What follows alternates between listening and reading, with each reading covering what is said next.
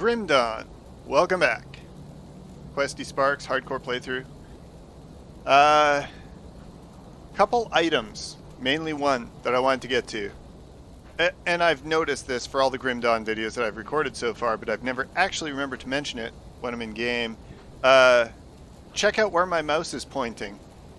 That's right, you basically can't, because for some inexplicable reason, or I just can't be asked to find out, my mouse cursor does not show in Grim Dawn. So essentially you can see when I highlight crap, but you can't see where my mouse is pointing. I'm gonna try to remember to not sit here flailing it around wildly trying to show you shit on the screen that you can't possibly see.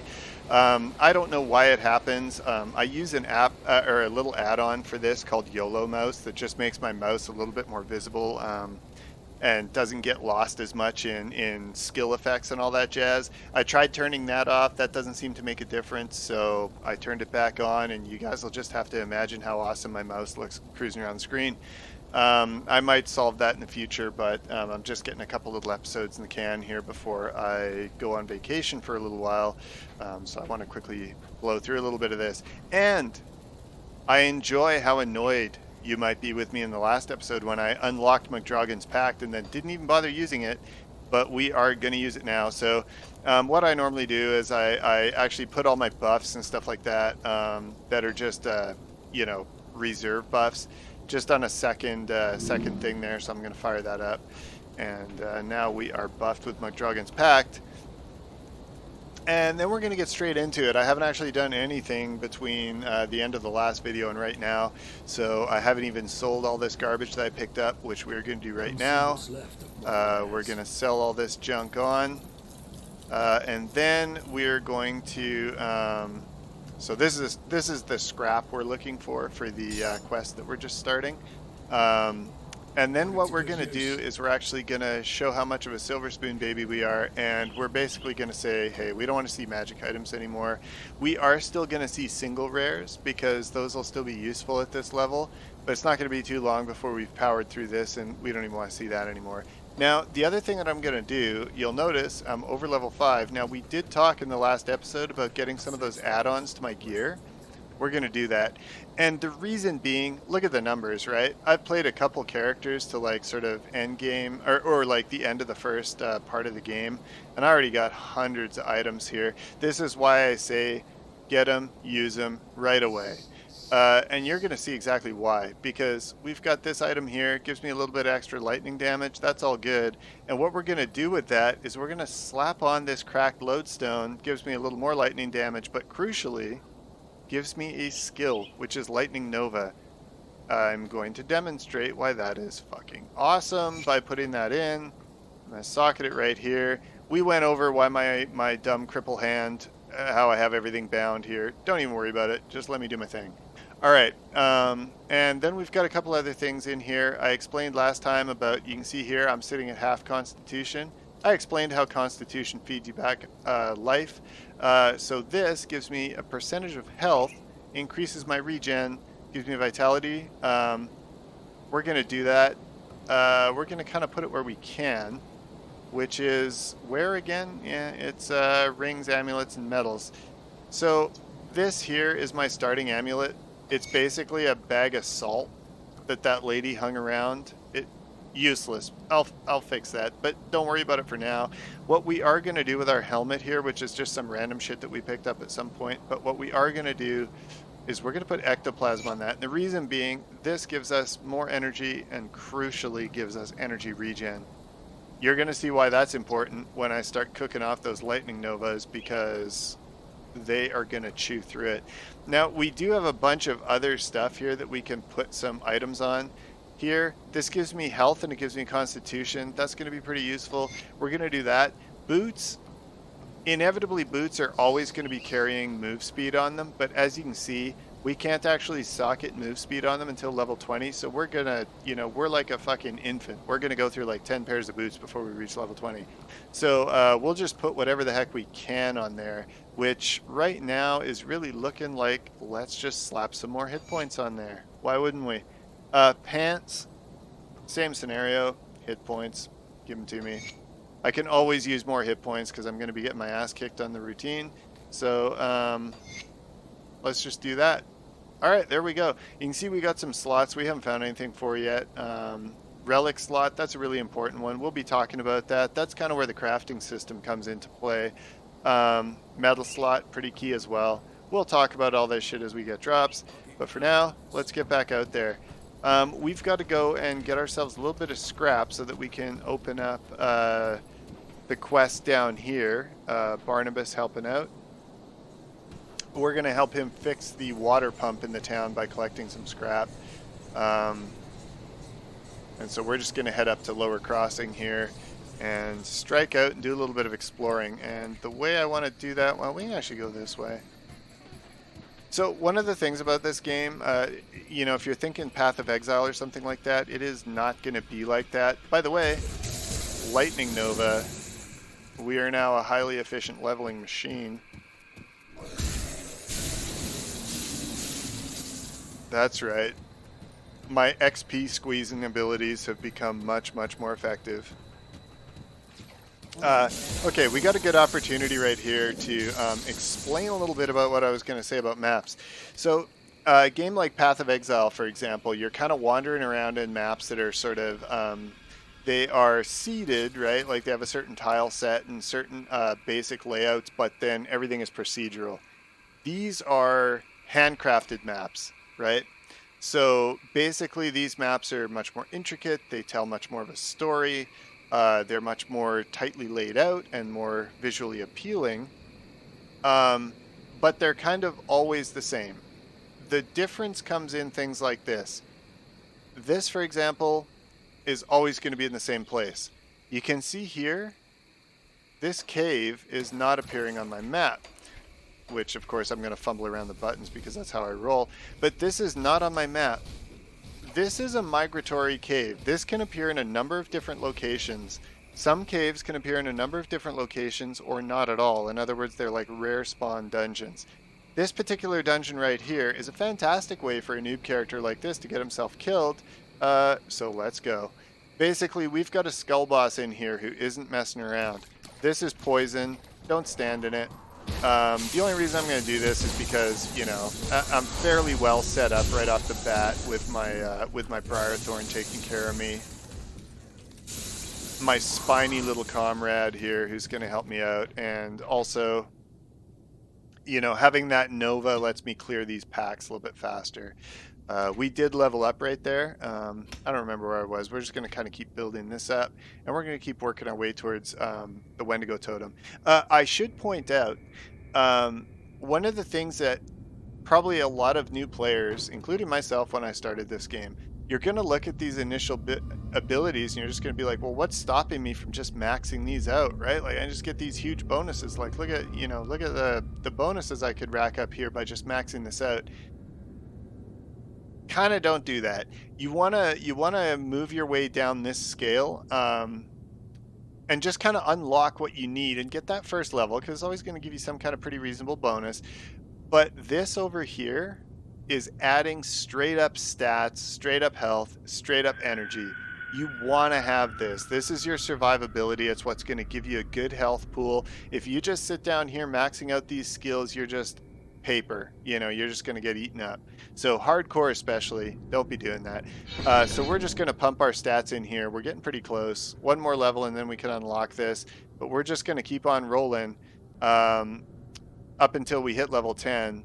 At that point, we're going to unlock. I think I've decided we're going to go with the Occultist as our second class. You never know. I might just suddenly change my mind right at the end, but probably not. Okay, so this guy right here, dangerous. This boss can kill me. But what we're going to do is we're just going to try to cash in on the idea that he might get... Nope, he's not getting distracted at all. He's just going to be a complete dick about this. Now, the other thing is, if this goes bad, if it starts to look ugly, I'm just going to run right on out of here. See, he's not doing much to me right now. Oh, look at that. I've got a little bit of terrain masking going on here. Oh, okay, he did tag me right there.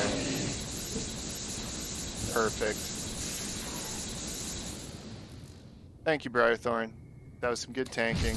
And that, like I was saying, terrain masking, so his abilities were kind of getting hung up on both my pet and the terrain around me. So you could tell I wasn't taking any damage there. This guy can normally fuck you right up, but in that particular occasion, he wasn't able to get his attacks through to me, and I am perfectly happy with that situation. So let's just go over here and rummage through the pockets on these corpses. Make sure we don't leave stuff lying around. Got ourselves some trash piles to dig through. You would think it's just because I'm a new character. I'm still going to be digging through trash piles when I'm a epically geared out character as well. It's the done thing. And alright, so that was pretty good times. Leveled up, got a little bit of loot out of there. This is actually a pretty good shield usually, but we don't need it. We're two-handing it. Racking up those lightning bonuses. So now we're just going to be making some headway, moving through the map. Got ourselves a quest guy right here. He's one of the guys, you know, that last session guy was asking me to go around and kill some townsfolk that he didn't like. You can see this guy here is, you know, zombie Ned Flanders, but we're going to have to kill him anyway. All of these characters, like, you know, the game, you know what I was just talking about just recently there, with the idea that you can kind of misdesign your character by trying to max out those skills and stuff like that. This is what I'm talking about. Guys like this will just kill you, you know. If you're down here, like if you got 1,000 health, you just kind of get yourself caught in a pack of enemies. I mean, obviously doing something like this little hack with the lightning nova makes it a lot easier to get out of a pack of enemies at these super low levels. But you can just get trapped and killed. That's where you want that. You just want to keep advancing your health and your stats because it'll save your life more often than not. And that's what we're going to do. We're just going to like pick up abilities, but continually just move along that scale, toughen ourselves up, and we're just going to go along and keep juicing these monsters for XP. Delicious, delicious XP. That's our only goal right now, is just to pump through levels. And you can see we're doing that incredibly fast. The actual bottleneck here for using this is just our energy supply, which we're kind of going to run out of. I suppose I could cheese it by like logging onto another character to toss some energy potions in my shared stash. Because once you get a little bit higher level, you'll see I'll kind of balance things out so I don't even have to worry about energy most of the time. And that's just a case of like making sure that you're always adding enough energy regen onto your items. You know, keeping them in your build, just so that you're not running out all the time. You don't want to have to be cycling potions. I mean, I guess it doesn't really matter, but just for me, I'm lazy. I don't have to remember to do that. Okay, fine, I'll hit him. These here, quest item. We're going to grab those for later. We don't have the quest yet, but we're just kind of getting a head start on it. One thing that we did have, we need... Yeah, okay, we got to help with the water pump. We need 5 scrap, I got 3, so we're going to have to root around in some more dumpsters to heroically help him with his water pump.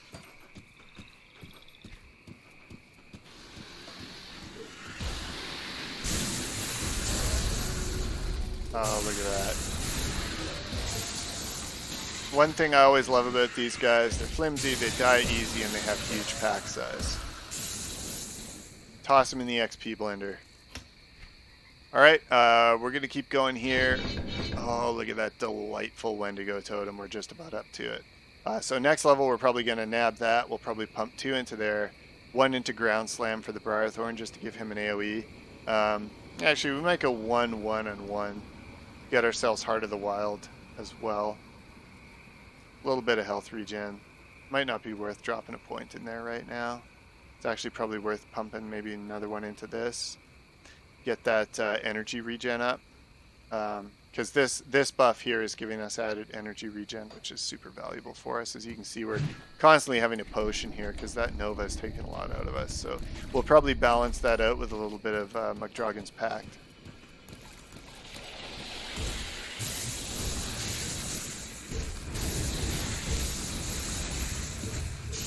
retiring to Nova, getting all tuckered out.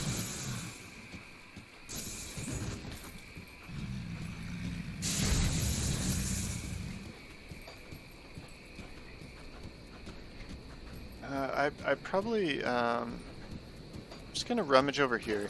There's usually quite a bit of scrap laying around the garbage dump, which we sort of skip through pretty fast. We'll see if we can find any more. It's generally just pops out of little scrap heaps and stuff like that that you can break with damage. So you can see over here some of this scrap. We might have just missed some laying around. We definitely missed some critters.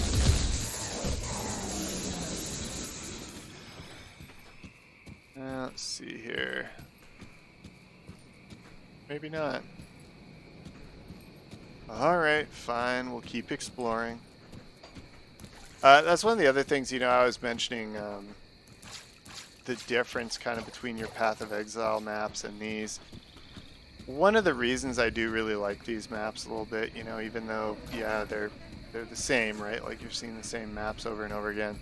And I'm completely rambling off in a direction I've already explored, which is a waste of everybody's time. But one of the reasons I like this more is because they actually are able to take time to make these maps interesting. There are secret passages, there are hidden things to discover, there are entire hidden dungeons, there's NPCs that you can meet. Oh, speaking of, here you go. Just this here, you can easily see it. It's not always going to be this easy to find a secret, but this one here is technically not even a secret, right? That's just a breakable wall. You can see it on the map. A lot of places you can't even see them on the map, right? So you have to explore. You've got to poke into things. The only thing that the only thing I would say is a real bonus of not having played this game is that you get to play it for the first time. There is so much to find. You're going to find secret stuff. I've got hundreds of hours in this, and I find shit that I haven't found before. And part of it is because, despite the fact that unlike certain Blizzard games that we don't need to talk about too much, but will anyway because I'm fucking annoyed by it, is, unlike games like that where they're like, hey, you know what the new hotness is? We're going to release a game, but you're going to get half of the game, and then we're going to sell you the rest of the game in cash shops, and we're going to save a whole bunch of the game, a bunch of the classes, for shit that you can pay us for later. Isn't that exciting? This game is not that. I mean, originally it started out, hey, look, another rare spawn cave. That's good. Instead of that, this game basically started out, kickstarted, and then just grew over time. But there's a couple Forgotten Gods and Ashes of Malmouth that you absolutely should add to it. But they didn't stop supporting it. They just kind of quietly and for no money do rebalance and add in new swathes of items to the game and pop in new little things for you to find. Because they're just a great company, I can't stop saying enough. Like, go and buy shit from Crate Entertainment. What they're working on now is actually a city management, like a city builder, which looks beautiful. I don't know, what its innovation is going to be, but basically, if it's Crate's version of Banished, I'm just in on that. I already have it. It's basically the only thing that I would pre-order. So I just have it wish listed and I'm ready to go whenever they release it because this company makes awesome stuff. Support this in an industry full of greedy bastards like Blizzard, like EA. All these companies that don't want to give you a game to play, they want to give you a monetization platform for them to profit off of. Support the companies that want to give you a game. That's all I can say. Rant off, but that's probably going to come up more often than not because, yeah, I get annoyed. Yeah, I'm not going to pop anything on here. I'm going to want to re-up that ectoplasm because I am needing batteries, that's for sure. Anyway, distracted myself with all that ranting, but let's carry on here.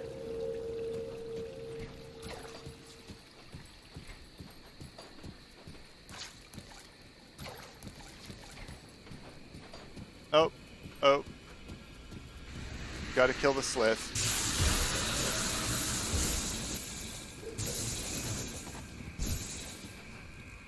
Gotta kill the Slith and gotta find that scrap. I'm surprised actually that I haven't picked it up by now. It's just kind of a, normal drop from just about everything, so a little surprised I don't have it. Alright. Cleared this way. We'll just head up north here and cut across. This whole area is all flooded out and kind of, has these breaks in the road and stuff like that. I actually, oddly enough, I don't know exactly how long it's been since the Grim Dawn. Ooh, that was a big level. Let's talk about it. I don't know how long it's been since the Grim Dawn, so it seems like a lot of the area has kind of deteriorated a lot, so it feels like it's not that long since the event. That's also not immediate, like it wasn't yesterday, right? So it's been going on for a little bit. The whole country's war-torn. If you haven't seen the game before, you'll see. All right, so we're about to branch out. I'm still not really focusing anything too much here because we're just trying to build everything up so we can equip gear. But guess what time it is? It's time to pick our second class, and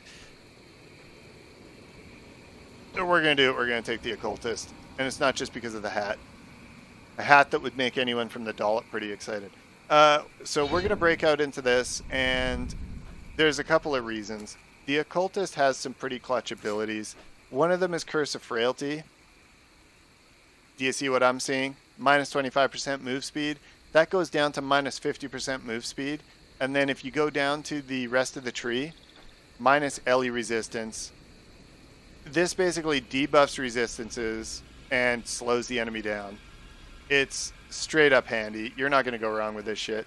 And Bloody Pox. I don't know. It's probably not even the best ability, but I really love it. It's just, it's one of those abilities because it kind of spreads between the enemies. Once you have it fully buffed, you just kind of like open a door, and the guy that answers the door, you just kind of like pox him in the face, then close the door again. Like everybody in the building is going to die. You just go through and pick over the bodies, highly entertaining. But what we're going to do immediately, we're going to unlock this. We're going to grab this familiar who's going to wander around and hurl lightning at people, and we're going to grab this curse. What an excellent start. Feeling strong about this. Like I said, we're going to be a hero. You'll see. All right, so we're going to pop the pet over here. Like I said, I've got my own little way that I always lay this out, but we're going to pop our familiar over here. Look at him go. Little crow that cruises around. He's just going to spit lightning at people. We'll rig him up to maybe be a little bit stronger later, or just entirely discard him. We'll see where we go. We're not locking anything in stone quite yet. And over here, we're going to set that Curse of Frailty up. So we're just going to debuff the enemy. You can see we're getting a little bit of a cycle going. This is going to go. This is very temporary. We're probably going to cycle this in and then Bloody Pox. That's going to be coming up though. So okay, here we go. We've now picked our class. We're a Conjurer. I've actually played a few Conjurers. I do enjoy this class. There's a number of really good different ways you can set it up. But let's get out here. Let's keep exploring. You can see now I can debuff these guys, slow them down, but ultimately I don't really need to at this point. We're still just kind of AoEing everything down. Not particularly challenging at this point. And because of the fact that, this guy's doing a little bit of bleed damage, but ultimately because I don't have that skill upgraded yet, it's not debuffing their Ellie resist. So, I'm probably going to be just slacking on using that curse most of the time unless I want to get somebody who's, kind of beating up on me and chasing me around like a boss or something like that. I might end up using it in those cases just to kind of slow them down and make it a little bit easier for me to kite. But by and large, we're not even going to bother using it yet. As we level it up, it's going to have a higher, a much larger radius effect. More people become a lot more useful. Right now, really, it's just kind of kiting defense. You can see here, it doesn't really affect that many people. Eventually, it'll just be almost a screen-wide effect, right? Okay, and battery's dead. We are really going to have to address that, but we'll do that next level. Got ourselves the ranged weapon here. I was saying that actually last time. where the game kind of gives you a rare weapon, ranged, one-handed, ranged, two-handed, melee 1, melee 2, to just kind of give you some build options right off the bat, for sort of, you know, good weapons, which is very nice of it. It's very merciful. Now, normally we would also want to, you know, when we're just creating new builds, like new alts, we would be wanting to start probably an elite, and just sucking up the debuff to our resist, just in order to kind of buff our drop chances, buff our XP gain, stuff like that. Veteran is giving us a little bit of XP gain, like it makes the enemies slightly tougher and gives us higher XP gain, but it's not much. It's not as much as if we were able to pop the elite up immediately, but we can't do that yet because I haven't unlocked that yet, so, you know, we'll get there. Alright, so we're level 10. Alas, we do not have the scrap yet. I'm really looking forward to getting that because that's actually going to let us head back to town and do some quests there. But we might end up finding that pretty soon, as I wander off into the distance staring at something else. You're going to see that happen a lot. I'm getting, like, I don't want to talk everyone's ear off with the disclaimer of, like, don't do what I do because I don't really know what I'm doing. But, you know, my age-old joke in this is, like, I'm an 800-hour casual. Spent 800 hours in the game to no avail. Don't know what I'm doing yet. But, well, what I'm doing is having fun because this game is fucking awesome. But there's so many different class combinations. There are so many systems. But again, like, you can tell, right? Like, the game is just, it's just the tip right now. It's just easing it in. It's just kind of getting us into the game. It gets deeper, and it gets deeper, and it gets deeper. You get more items. The items have skills on them. You get more procs. Like, it just keeps on building and keeps on building. You know, it has every type of economy in it. There's stuff that we're going to want to craft. There's places that we're going to want to farm. You know, there's builds that we're going to want to try because we'll basically be doing this build and we'll be getting items that we're like, well, this is shit for me, but it would be amazing if I had this build. So we're going to want to do that, right? It's just a game that just kind of keeps you going, right? Oh, would you look at this? We're actually gonna dose up here and try to take this guy on with our little Novas. Lorcan, Lord of the Deep. These guys with stars, they're basically your elites, right? They're basically your champions. They've got more health and they give us a loot sphere to drop. So this is actually something that's vaguely handy. You won't really notice if you're doing a shitload of AoE, which we usually will be doing. But instead of just dropping their shit all over the ground, they actually give us this little sphere that we can break. So if you're actually fighting and you're stringing enemies out or you're kiting or something like that, you don't have junk all over the ground to sort of, you know, confuse you until you want. That's your drops. Wow, that's offensive. All that work and that's what I got. But yeah, so it's another nice little thing, quality of life kind of deal that they have in the game. Frozen Heart, don't mind if I do. All right, let's head underground here. We're still just coming up incredibly short on scrap, which is pretty rare. I mean, normally you just grab all the scrap you need really early on. Oh, there we go, another level. This high-speed juicing of enemies is yielding a lot of delicious XP. All right, once again, we're not, we are kind of going to be starting to focus probably on a fair amount of like spirit and cunning coming up. We're not going to disregard physique, but we are going to start doing a bit of this, probably a lot of spirit. Reason being, you can see that bonus energy regen. We need that right now anyway, and bonus duration damage. We want duration damage because we are going to be starting to do bleed. Anything that's damage over time, duration damage buff is the bonus you want, as well as specific damage buffs.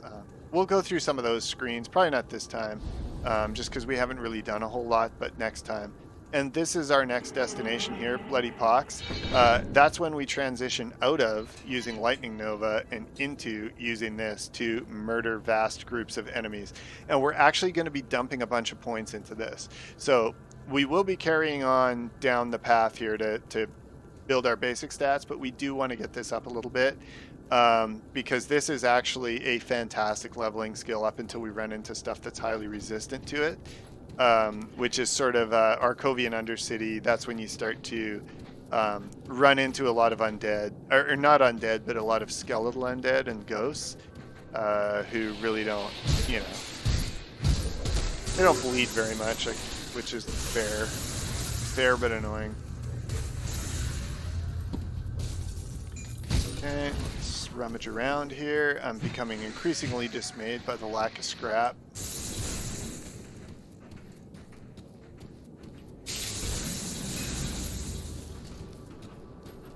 Also becoming increasingly hungry, which is unfortunate because today is one of the days when I'm doing a little bit of intermittent fasting just to kind of, you know, offset the fact that I sit around playing video games all the time. So no food in sight until tomorrow. Guess what? We've got ourselves a monster totem. Now this is something that actually got added into the game. I don't remember if this actually came out with Forgotten Gods. I think it did.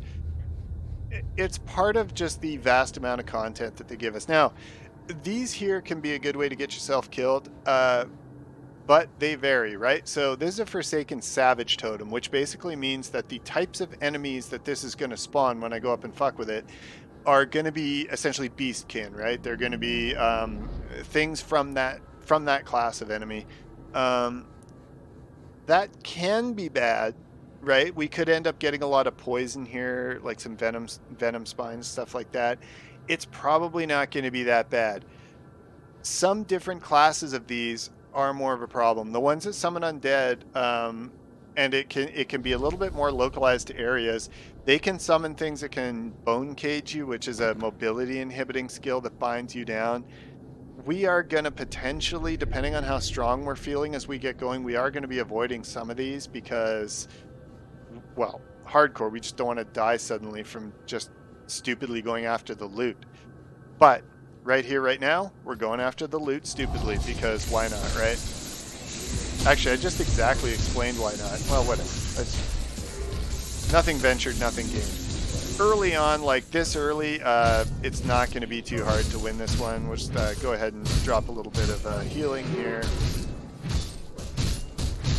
Slowly club this guy to death. Burn a little more mana. Curse him.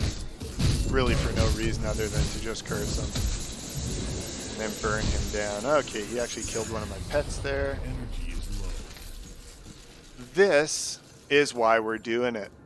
Because these things pay out. These are the loot boxes of this game, which again, at the expense of banging on about it a little bit, is some in-game shit that you don't have to pay extra money for, but is awesome. Alright, this right here, is it better than our worn clothing, 12 armor, no fucking stats? Clearly, so we're putting it on. It doesn't even matter early in the game if stuff is for your build. This, incidentally, is what they call like a double rare. That Ring of Steel is just an ability that I now have because I'm wearing this item. It is a layer of awesome in this game that you can build skills through your items. Like the skills that you unlock in your character tree, that's just the beginning. There's tons of other shit that we're going to add. Sometimes when somebody smacks me alongside the head, I'm just going to suddenly AoE a bunch of phantasmal blades around me. Good times. No complaints. We've also got some boots that are a little bit of an upgrade here. Acid, poison damage, none of that's really too useful. +2 to blood burst. Fuck is blood burst? I can't really remember.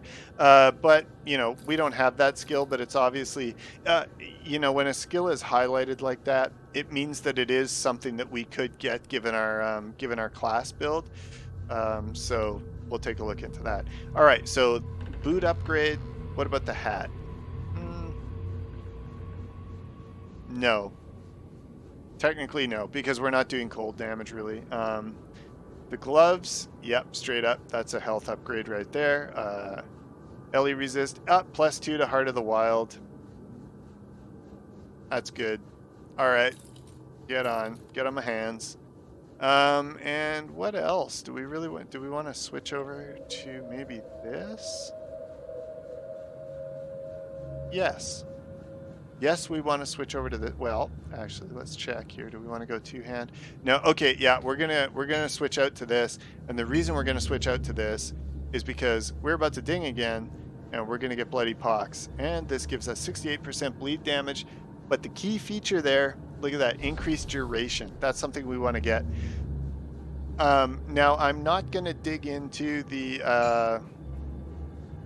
other stat tabs here. Suffice it to say, this is something we want. Now we've just unlocked a new waypoint, so I am pretty close to calling it for this particular session. One thing I do want to do before we do that is cruise up over here. Now you'll see we've actually lost our Nova because we've switched out our weapon, so I will fix that. Do I actually have one? Yeah, I do. So there we go. All right, so we're just gonna pop the Nova back on there just so that we can keep firing it. And okay, so you saw last time we got one of these shrines that just wanted me to offer an item to it. This time is a desecrated shrine that we're gonna have to actually beat up on some enemies to unlock. So let's go ahead and do that. This is an intro one, so it's going to be incredibly easy. They remain pretty easy throughout the game. Oh, there you go. Look at that. First epic. They remain easy throughout the game, so it's never going to be that hard to clear these shrines. Cruel Edge, eh?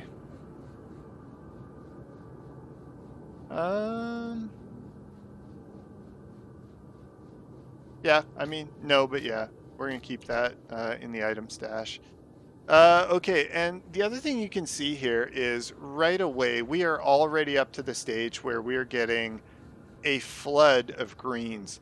Now, for a little tiny bit, we're gonna want to just cash them in and turn them into money.